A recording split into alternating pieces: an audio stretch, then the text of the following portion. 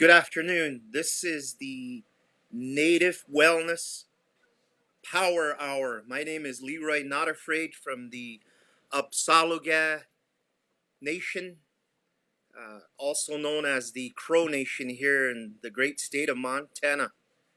The Native Wellness Institute has sponsored in response to the pandemic and the virus that is attacking Indian country as well as the United States of America.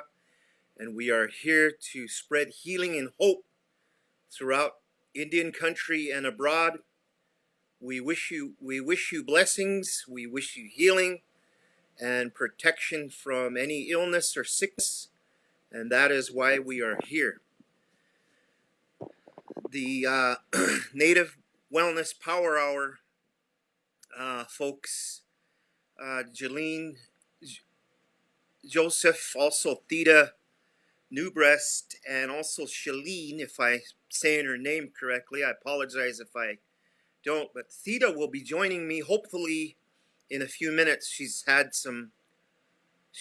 some technical difficulties from the Blackfeet Nation, and hopefully we'll get her on board here and she'll share some encouraging words and continue with our discussion. I've been asked by the Power Hour folks to share about my sobriety and my experience, strength, and hope.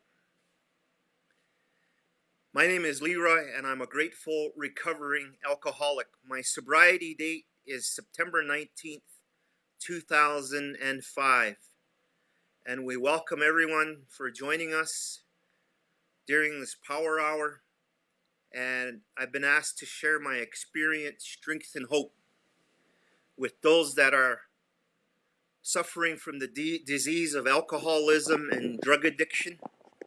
Please know this out there. We are with you, and you are in our prayers. I came to the rooms of the 12-step program of recovery known as Alcoholics Anonymous about 14 plus years ago. I was busted and disgusted and could hardly be trusted. Alcohol became my master.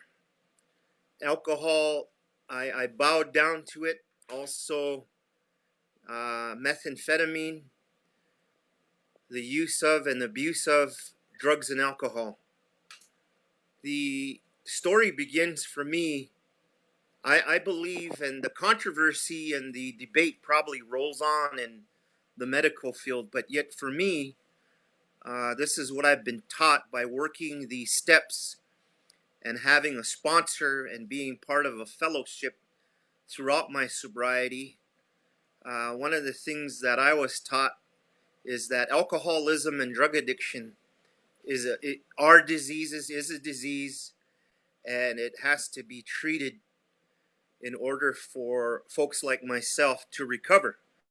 Now, there are folks in Indian country and abroad that may agree or disagree with these views. That's fine, totally fine. This is my story. I believe I was born an alcoholic. I believe that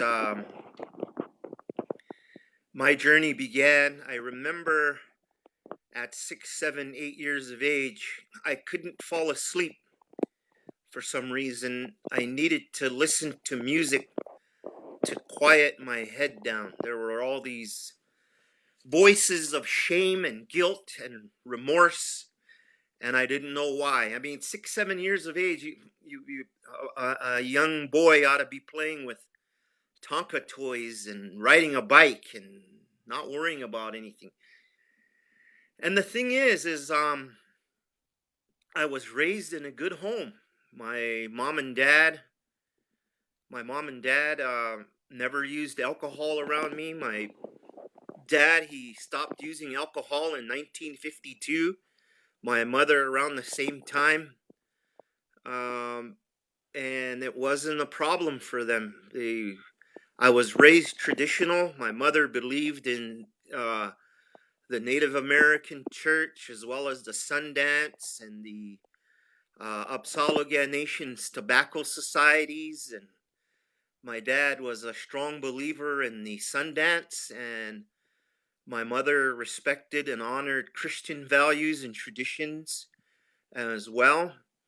I grew up in a home where on a weekly basis we went in the sweat lodge, and throughout the year we practiced native custom and tradition. And the Upsaloga, or the Crow language, is my first language.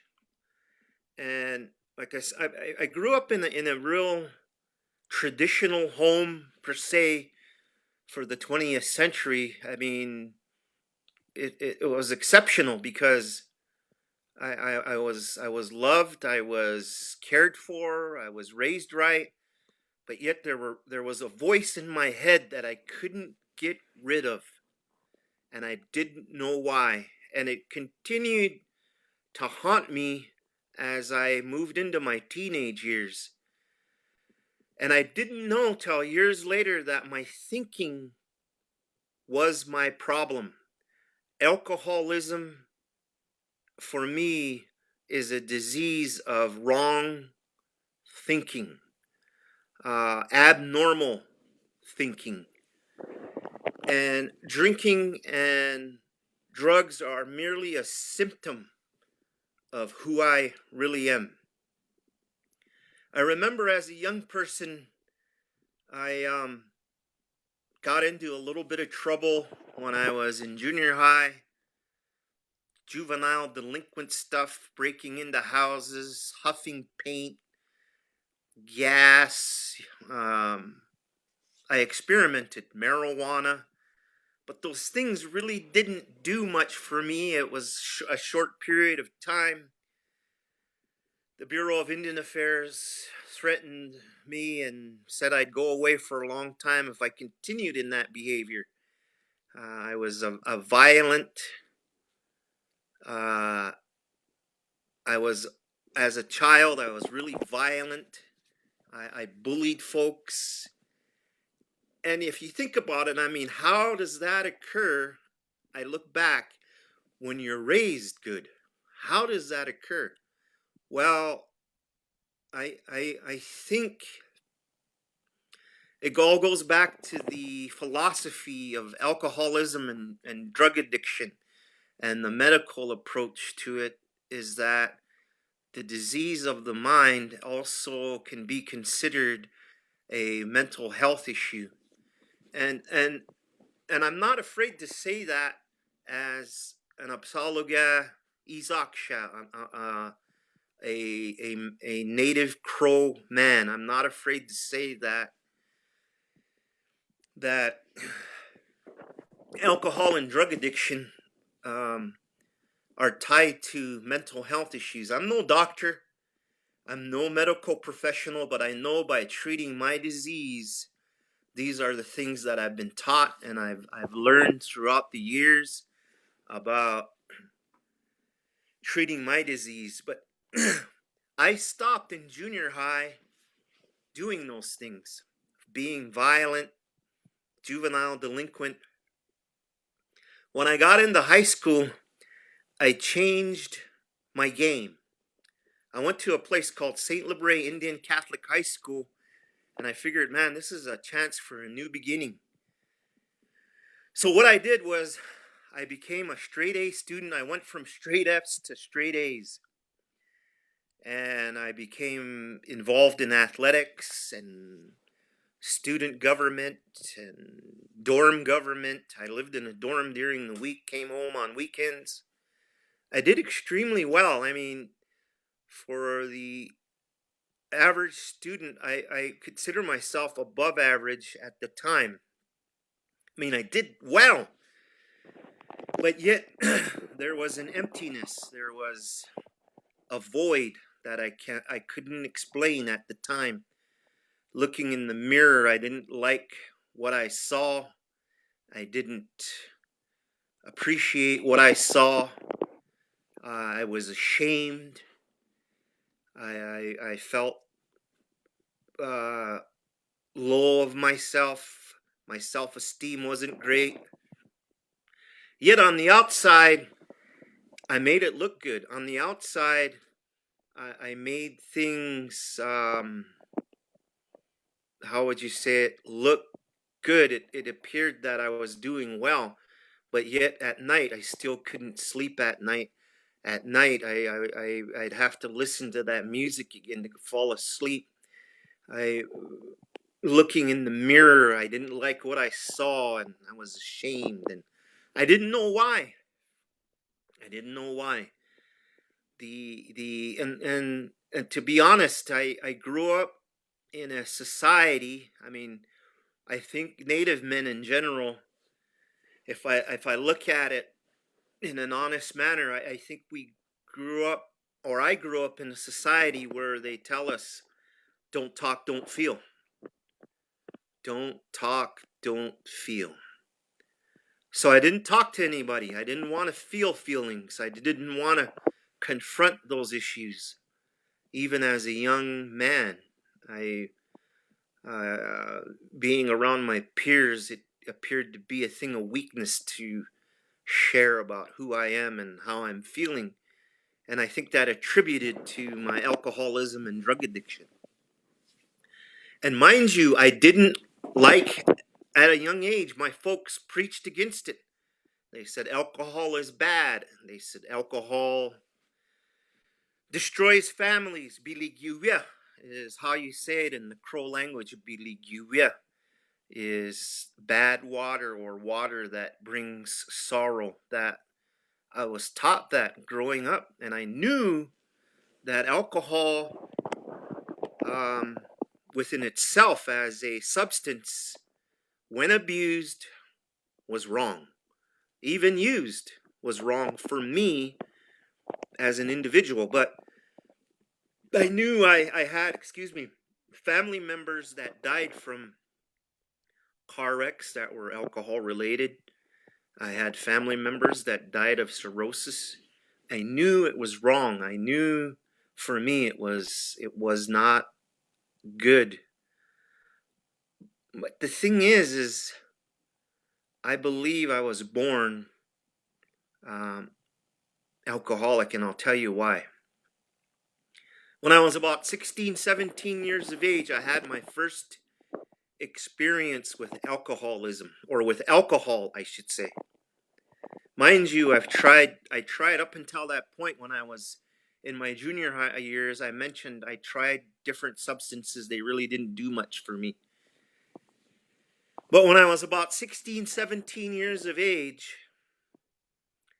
my parents told me no about a particular issue. I can even look back. I don't even remember. Maybe it was going to a dance or something. They said no, or we had a disagreement. Well, I had in my mind, all show them. All show them is what I had in my mind. And I picked up a friend of mine who I knew drank alcohol. And we went to Billings, Montana. We went to the Billings Rim Rocks up top. There used to be party places up there where all the natives went. And I was up there. He garnered some Budweiser. And if you're questioning whether you're alcoholic or not, one of the things that you might want to consider is if you've ever talked with your beer or your bottle, maybe that might be an indicator that you're alcoholic. I don't know. For me, that was the case, because I remember I looked at, let's say this is Budweiser as an example. I looked at the can of Budweiser and I began to talk to it. I said, you destroy my people. You ruin lives. You've killed my family members. You've done so many things. And I knew this. And I took a drink. And about 3 or 4 more of those drinks, for the first time in my life, I went, wow, this is good stuff, I thought. I felt confident for the first time in my life. I felt that I could talk to, at this party, I could talk to girls that I've never talked to before because I was afraid to approach them because of fear of being not liked. And I felt, and the voices in my head quieted down. It was like an experience. It was technicolor. They call alcohol spirits. And there's a good reason for that, because for me, drinking alcohol is a spiritual experience. That's why I think they call it cunning, baffling, and powerful. And I never forgot my first drinking experience.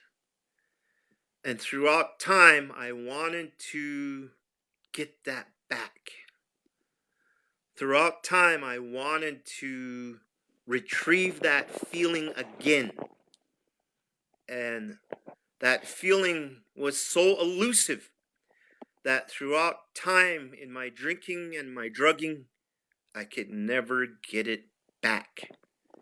For those of you that are using drugs and alcohol as an escape, for all those out there that are using to find an answer at the bottom of a bottle or at the end of a pipe, I pray for you, my brothers and sisters. I know how it is. I've been there.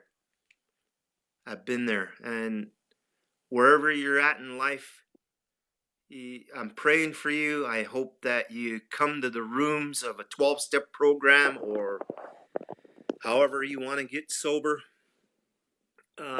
Some get sober through church, through traditional means, and those types of things, and that's fine.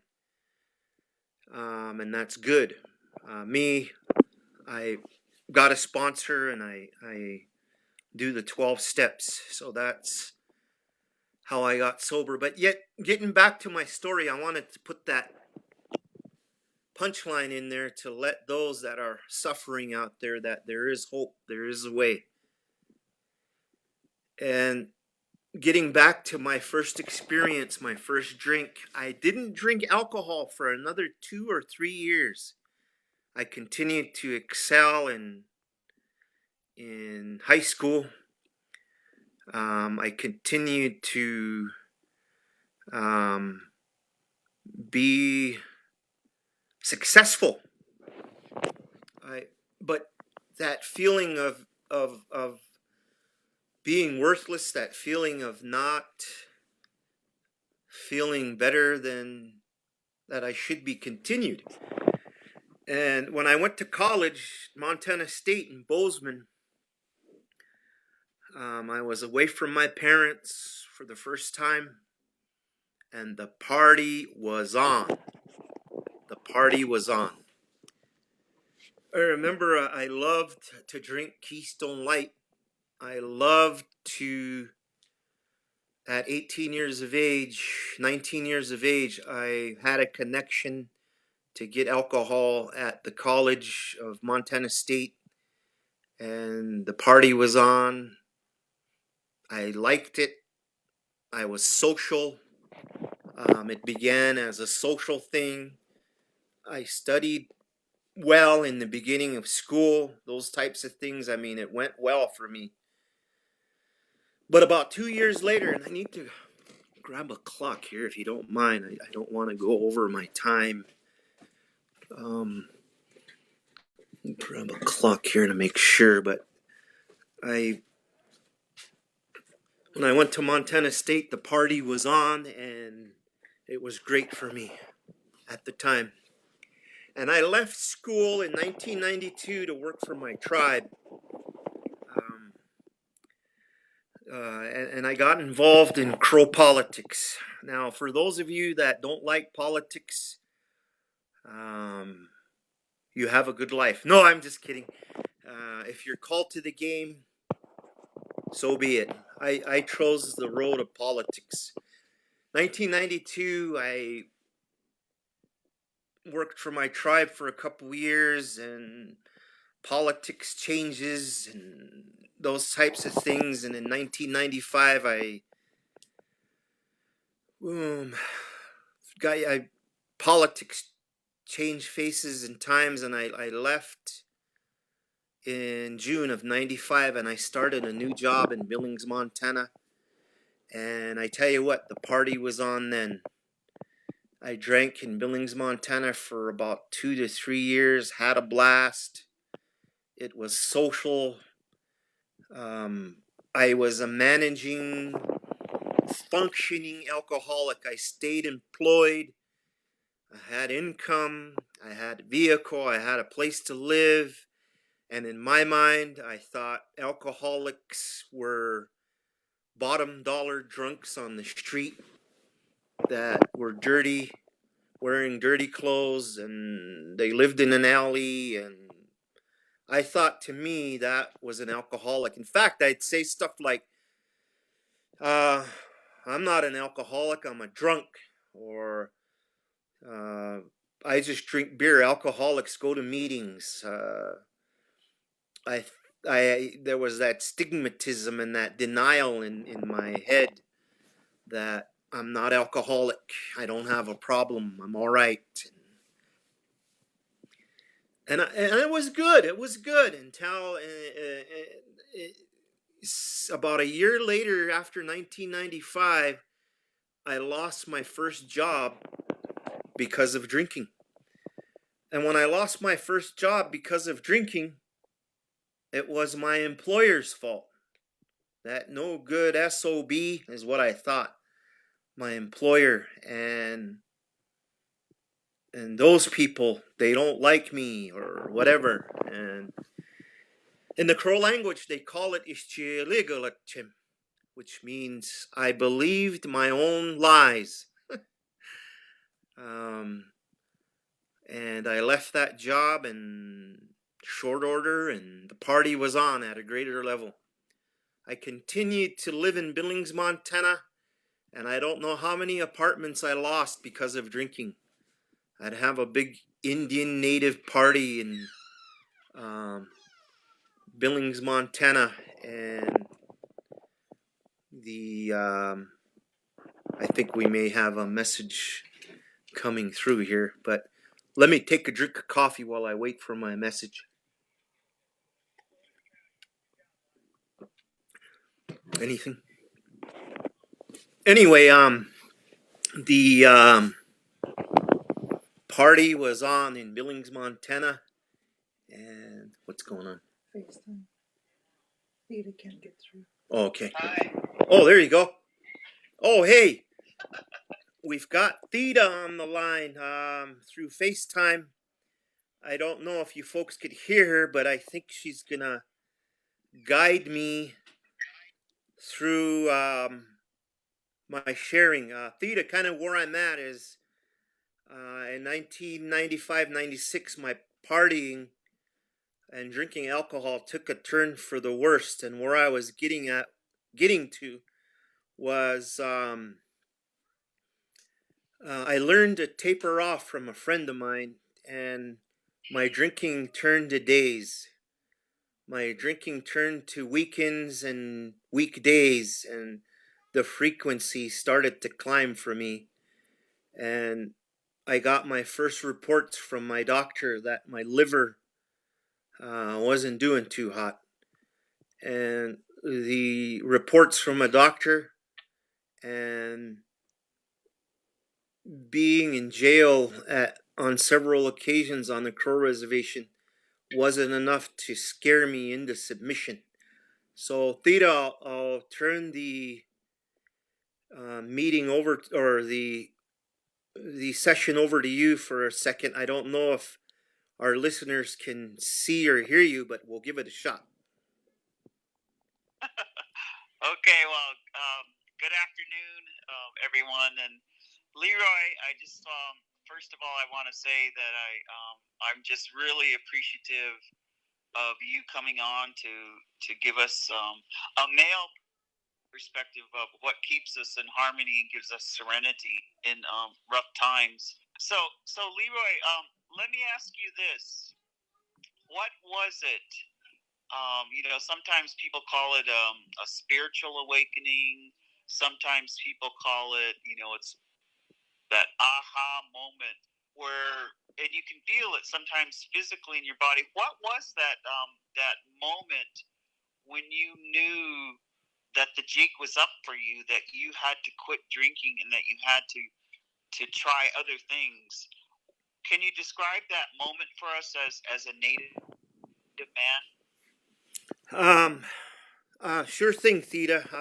What was the aha moment for me, or for those of you that are online? I just, in case you couldn't hear Theda, I wanted to kind of repeat her question. What was my aha moment on when I knew that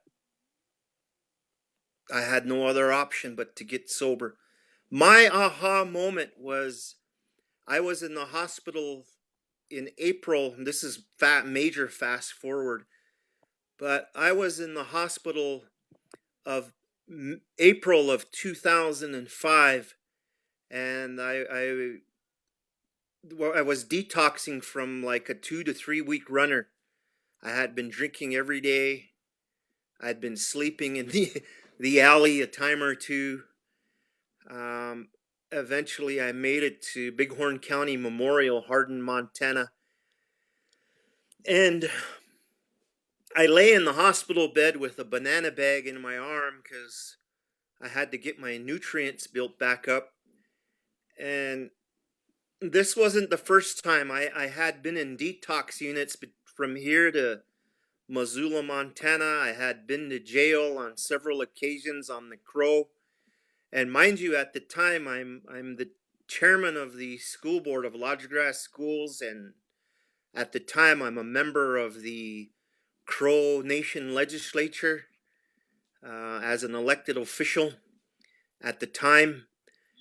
And I'll tell you why I threw those things in there, because this disease does not discriminate. But yet the aha moment for me was I lay in that hospital bed and the doctor said to me, "Is there someone you want to talk to?"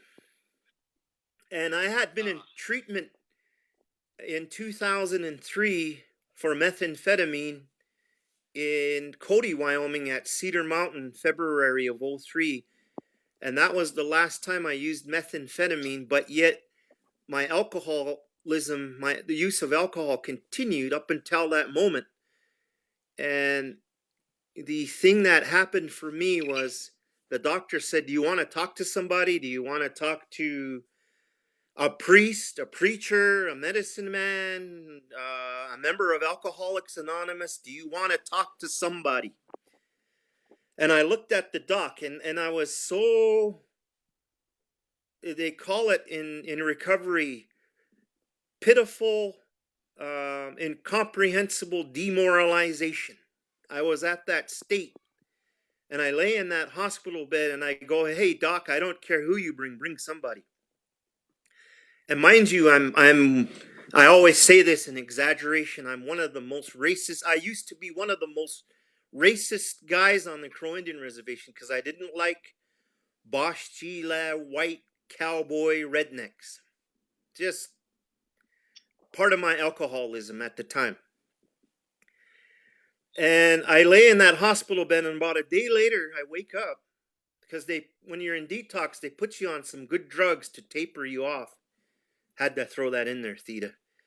I woke up and I looked to my left, and there's this Bosch Gila white guy with a cowboy hat sitting there with a beard. And I'm going, who the... Are you in I was thinking, is he in the wrong room or what's he doing here or whatever? And he goes, "My name's Shane." And the doc or the nurses got a hold of me. They said you wanted to talk to somebody about alcohol, alcoholism, etc. And I could barely remember the conversation, but my sponsor, he tells it best when he tells it, but I'm kind of paraphrasing the moment. I can barely remember because they had me on good drugs, but he tells it like I woke up and I go, "What do you want?" He wants to talk to me about AA or something, and I'm like, "Go ahead, let's get this over with." Basically, is what I told him, and he didn't preach to me. I know they call it frothy emotional appeal, like when our family members or our friends go, "You need to quit drinking." Family members that are out there, that does not work. Let me tell you, we don't hear it. It's kind of like Charlie Brown when he's listening to his teacher. Wah, wah, wah, wah, wah, wah, wah, wah. So please don't waste your breath with your loved one that's alcoholic or drug addicted. And this time it was different because he wasn't my sponsor yet at the time. I mean, I just met him and he talks about what happened to him. He talked about what happened to him and how he came to Alcoholics Anonymous. He came to the 12-step program of recovery and what happened to him. And he told a couple funny stories and he says that I sat up and I put a cap on and I started to listen. I never listened to nobody. I started to go, yeah, really? Wow. And I kind of remember talking about my kids, and I never really knew my kids at the time. And I had 3 daughters, and I didn't know them that well. They were little babies, or my oldest was 8 at the time, and I remember mentioning them and going, man, I wish I could have a relationship with them. And that's the thing I remember the most. I wish I could have a relationship with them, and that was the seed that was planted for me. And I didn't get sober right away. I eventually I tried to stay dry. I didn't drink from April to August. The last night of Crow Fair, I drank again. And the Crow legislature eventually mandated me to go to treatment. They saved my life. They were part of my journey. I went to treatment, Rocky Mountain Treatment Center, and that's kind of where my journey began, per se. Not just yet, because I didn't get a sponsor right away. I'll kind of turn it over to you, Theda. Okay, Leroy, no, thank you. That really helps all of our families really look at how when we love someone that has this disease of alcoholism, and maybe how I love that I love that wah wah wah. Let me ask you another question then. If we're speaking to all the Native men out there, all the fathers and all others, and you were to advise them or tell them things to consider, how could a Native man bring more harmony or more peacefulness or more nurturing into our communities and into their family right now? So it's like brother to brother. How would you talk brother to brother to some of these men? Can you just tell us something about that? Oh, yes, Theda, most definitely. And just in case the audience may or may not have heard you, what the question is, what could I tell brother to brother, Native men, my brothers out there in Indian country, how we could, and I'm paraphrasing you, Theda, promote healing, harmony within our families and our communities, recovery or wellness. How can we? Well, I'm only speaking from my journey. I'm only speaking from where I come from in recovery. That's not to say you have to be alcoholic or drug addicted and in recovery, but I think as a whole, this is helpful. The one of the things I learned in recovery, and I think every native male in this, my brothers in Indian country, one of the things that I think we need to embrace is it's okay to feel, and it's okay to talk about how you feel. I grew up in a society, and even in my family, there was a little bit of this: don't talk, don't feel. Um, don't get in that. I'm saying, please don't get in that trap of don't talk, don't feel, because it's designed to destroy us. Too many of my brothers out there go, I need to man up. BWG, I'm a man, and I'm a man's man. Well, I know a lot of mans, but that are not happy, that are not whole and well. I tell you what, when in recovery, when I learned how to talk about how I feel, when I learned how to talk about where I'm at, all kinds of doors opened for me. Even, I mean, for my children, for my wife, for my family and my friends, how I feel, and to be honest and open and assertive, open new doors for me, for my children and my wife and my community. Because when I first got to the rooms of the 12-step program, I didn't know how to talk and feel and do those types of things. I didn't know. And my biggest thing was, I'm going to scare others into submission. I'm going to intimidate. Well, that's not how things work to spread wholeness and wellness and those types of things. I mean, it's a matter of recovery. It's a matter of healing. I tell you what, I remember from my oldest, when I'll use this as an example, and please don't do what I did. When my oldest, and my oldest will tell you this, my oldest daughter moved in with us when she was like 13, 14, something like that. I love her dearly. She gave me two beautiful grandchildren, but at the time, 13, 14, I tried to drill sergeant her without being nurturing. Don't do that with your teenage daughters. Don't go there. You won't win. And throughout time, as my younger girls got older, I began to go, I need to wait a day, take the emotion out of it, and sit down and really talk about feelings and why and where we coming from.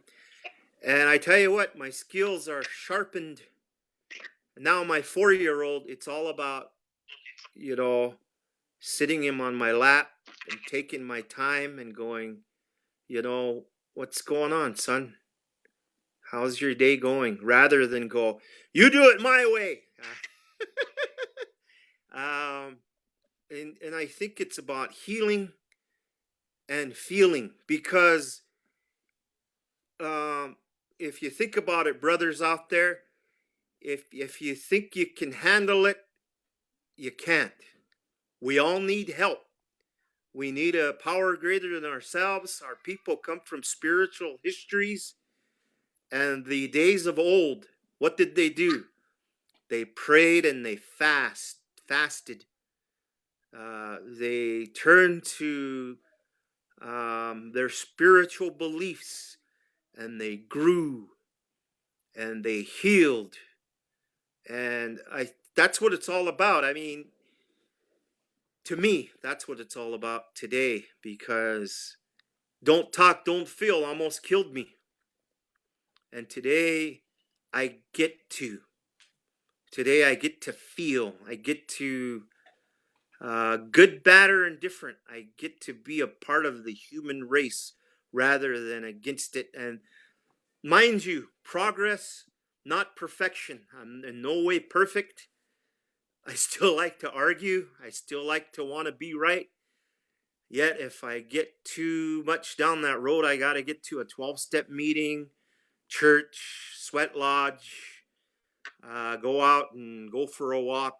It's a daily reprieve. It's a daily walk. So, yeah, Theda, I'll turn it back over to you. Question.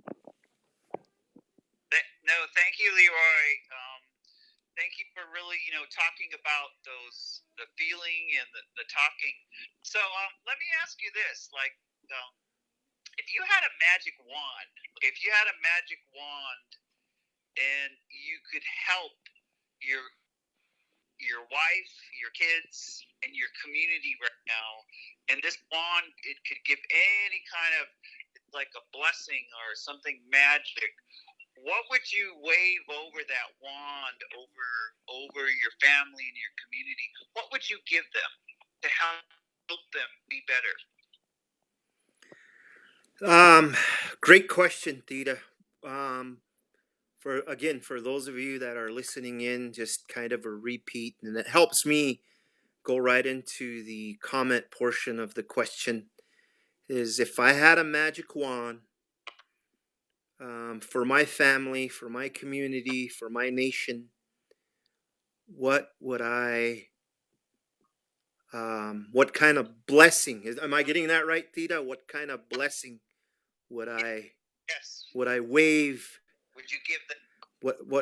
What would I give them? I think if I had a magic wand, and what I could give them is I would empower them with spiritual blessings.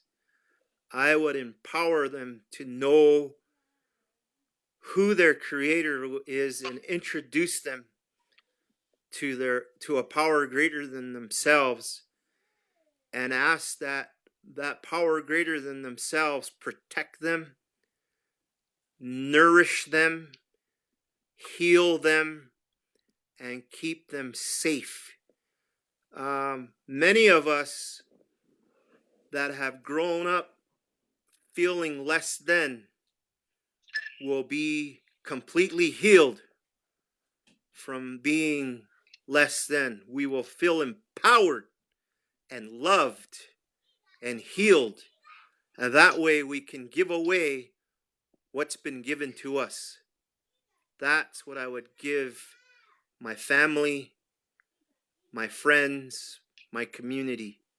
I think that's what I would give them, is the wand of spirituality and healing. That's what I would pass on to them. Yeah. Theda? Yeah, no, thank you, Leroy. I use the magic wand because sometimes to vision and to look to the future. I think some of us, with the pandemic, we're starting to look at what are the good things when this passes. So let me ask you another question, because this is so important, and we love that we have a good stand-up, ambassador of our native men, telling his true stories. If you could go back, and we're sometimes in the program we have regrets, or we take an inventory and we want to correct some things of the past. If you could go back in the story that you've told us so far, what regrets do you have, or what would you correct? How would you make amends and correct those things that you might think of? What would I go back? Thank you for the question, Theda. What would I go back and correct about the times that my character, if I'm reading you correctly, Theda, where my character defects cause damage? What would I correct? would that I'm probably getting technical here. Is that post recovery or before recovery? It's like around forgiveness. Around Let's just forgiveness. say it's around you asking for forgiveness, or you giving forgiveness, self forgiveness. Let's Gotcha. keep it on forgiveness. Yeah. If I were to go back and if it was about forgiveness, definitely I look back and I think one of the things that I think I regret the most is um, me and my parenthood. The how I needed to take actions to make things better for me and my children. If I could go back and change what happened while I was out there drinking and drugging and boozing, I'd do that in a heartbeat. But I tell you what, I think one of the things that recovery taught me is I learned how to be a parent through sponsorship. I didn't even know how to my girls were real little, like 3 or 4, when I started visiting them, my twin girls. And my sponsor walked me through it. I didn't even know what to do with them, and my idea of parenthood was distorted. And what he would do is we'd go over to his house. And by the way, my sponsor's that redneck cowboy I talked about earlier. He ended up being my sponsor. Well, he took me into his house or invited me into his house, and we go to his kitchen table and he get out coloring books and coloring crayons, and we'd color with my girls and his kids. And that was my first step into making an amends with my children. Mind you, out there, it's never too late, brothers and sisters, especially the brothers. It's never too late to make it right with your children. It's never too late to today to make a phone call, today to write a letter, today to send a message, text message. It never hurts to step forward as a man or a woman. And I'm speaking to the dads and the fathers that it's possible. It's very possible to promote forgiveness uh, within your parenthood, my parenthood. I look back and I don't regret the fact that I used recovery to learn about parenthood and being one and being a good one. So today I get to celebrate that, and I think oh, there you are, Theda. And I lost you for a second there. And I look back at that, and I think the greatest amends was working toward healing with my children. And with that, I don't have any regrets today because I know in my heart that I fought hard to be a dad. Rightly or wrongly or indifferent, I know in my heart I fought hard to be a dad and bring forgiveness with my children. And today I reap the benefits because my oldest daughter, that one I tried the drill sergeant, she's given me 2 wonderful grandchildren. And our relationship as a father and daughter is flourishing. So I mean, it's good stuff. I'll turn it over back to you, Theda. Okay, no, thank you, because really we like your heartfelt, forgiveness, and now you're the remedy and correction with your grandchildren and your oldest daughter. So let's talk about this. How can we bring gratitude to the picture? What making a gratitude look, or what does gratefulness? How gratitude into your life, your current life in 2020? How do you bring gratitude into your life? I think the question, and you were kind of cutting in and out there, Theda, but the question is for our audience is how do I bring gratitude into my life? How do I bring gratitude today, whether it's writing a gratitude list or just being grateful? Well, for me, bringing gratitude in my life is counting my blessings. Whether, like I said earlier, just a moment ago, whether writing out a gratitude list or just looking around and being like thankful, being blessed. I look back at my drinking and my drugging. I was down to half a car and half an income and didn't quite know where to go. And today, the blessing is with my family. I get to raise my son where I was raised, in the same house, on the same 40 acres. Yesterday, I got to build a sweat, and all last week we built the walls for it. Because you, Theda, you're familiar with the Crow custom and tradition. We go in our birthday suits, the Upsaloga. So I built a privacy fence around our sweat lodge, and yesterday I put down wood and covered everything in plastic so we could go in on Easter Sunday. And I get to do that, and we live by the river, and we get to do those things. And I envision for my son that on this, our 40 acres, I'm going to build a pasture with fence around it and bring him ponies so he can ride ponies. And just those blessings. Like I said, I get to I get to raise my son where I grew up here in Upsaloga country, and that to me is counting my blessings. Geez, what else? Well, my relationship with my wife. Huh? Yeah, I was actually going to ask you if you could tell us a little bit about how you're making it work with your wife. How in our, because we're all trying to bring harmony back to our current relationships. What are your relationship with your wife? How are you doing it differently? Because I see you guys and I admire you.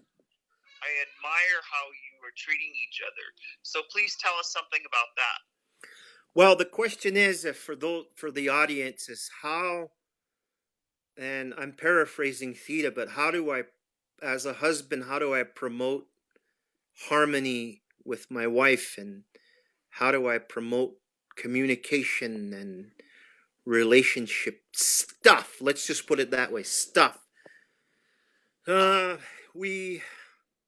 I tell you what, I think for every relationship in Indian country, communication is so important.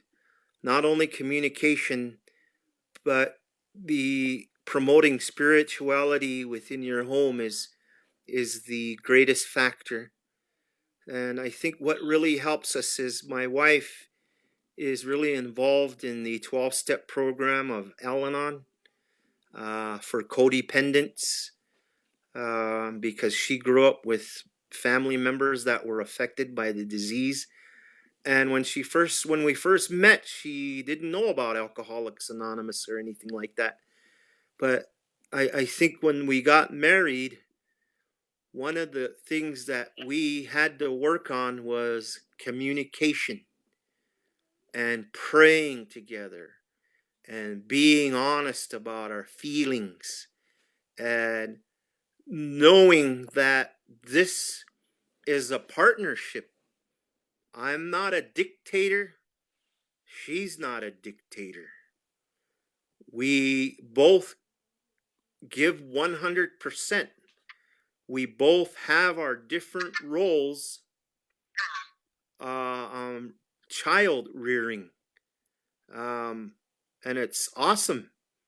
I'll give you for an instance. My son yesterday, we took him to the doctor, and they only allow one parent to go in because of the pandemic at Indian Health Service and Crow Agency. And he said, I want to go with Dad. And I said, go with your mom. He said, no, I want to go with Dad. And the reason why is because he's afraid the doctor will give him a shot and he wants me to be there. Well, I think that role, and no disrespect to the women warriors, don't get me wrong here, but I think how our children see us in different roles is important. The yin and the yang, and the give and the take. And I was there to be the protector at that moment. Well, last night we got home and switched the role.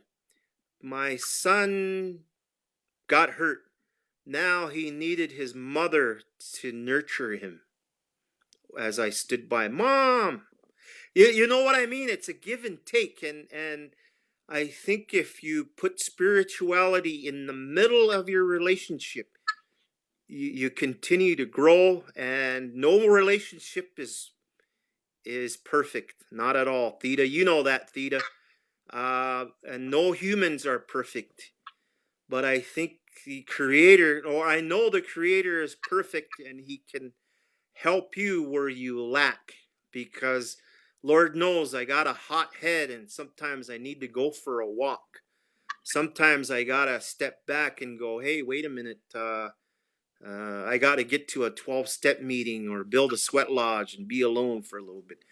I think communication and spirituality are the greatest, for me, the greatest keys of our marriage. And I hope to continue to, we're 9 years married. We celebrated our 9 years on February 11th. And it's been a great journey. Not easy.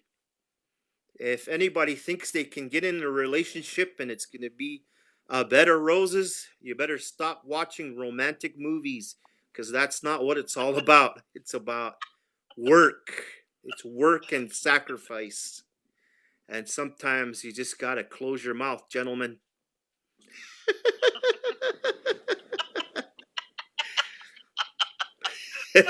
Thought I'd throw that out there. Gentlemen. Brothers. Yeah. Yeah. Okay, Leroy. Yeah. We got a couple minutes left. Okay, couple minutes left. Yeah, you got a couple minutes left. So please just give us your closing commentary. And we have thousands watching you. And we really enjoyed. We want to thank you, but just give us your closing comments, and we really appreciate you as a man. Thank you very much. Theda has requested that I give my closing comments. Son, who go at? Son.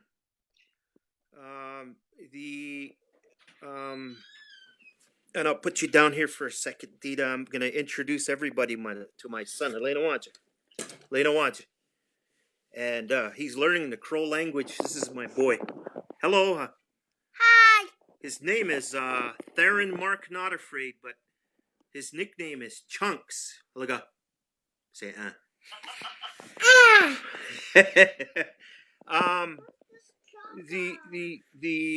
the closing comments that I have is be safe out there in this pandemic.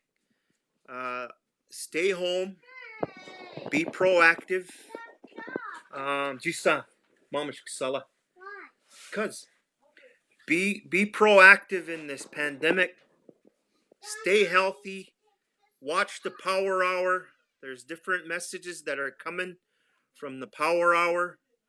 And let's celebrate life today. Let's appreciate our family and our families, our relatives throughout Indian country, and promote sobriety, recovery.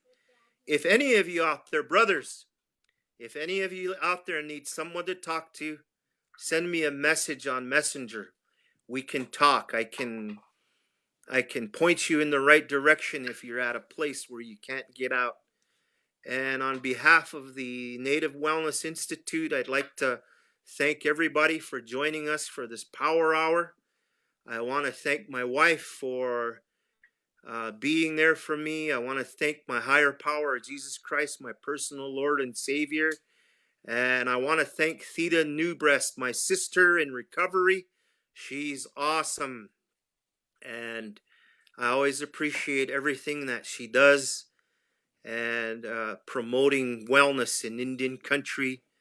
And I want to thank all of you for joining us. Thank you, Theda.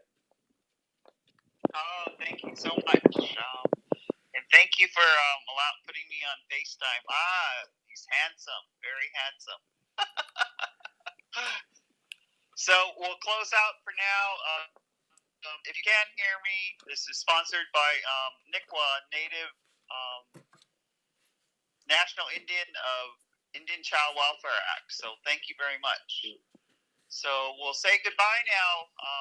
I'm gonna get off here, and we'll be closing. Thank you. And I just want to repeat what Theda said in case you couldn't hear her, and correct me if I'm wrong. This is being sponsored by NICWA, Native American Indian Child Welfare Act, something like that. Yeah, NICWA. NICWA. Okay. Just wanted to make sure we put that out there. All righty. Okay. Thank you, and God bless everyone. And hey, stay safe out there. We love you.